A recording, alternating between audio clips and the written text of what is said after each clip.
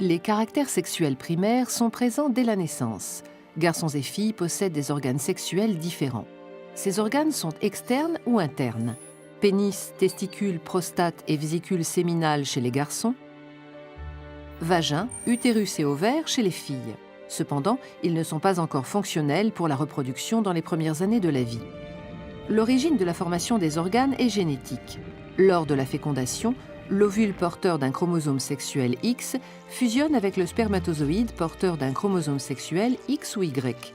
La cellule œuf qui en résulte et qui sera à l'origine d'un nouvel individu hérite d'un karyotype constitué de 23 paires de chromosomes, dont une paire de chromosomes sexuels.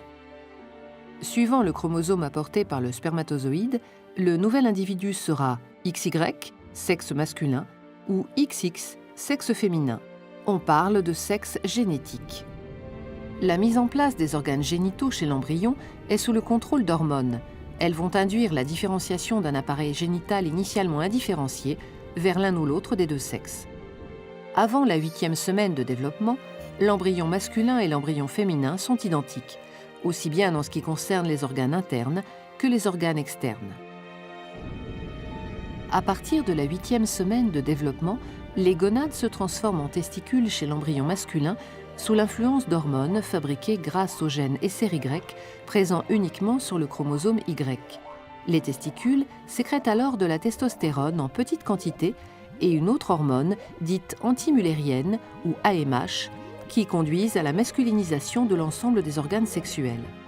Chez la femme, du fait de la présence de 2 chromosomes X et donc de l'absence du gène SRY, les gonades se transforment en ovaires, qui ne produisent pas les hormones masculinisantes. C'est pourquoi l'ensemble des organes sexuels se féminise alors.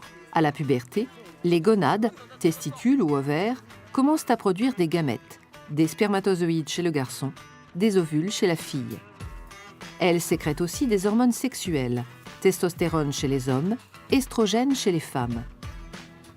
Ces hormones entraînent le développement des caractères sexuels secondaires.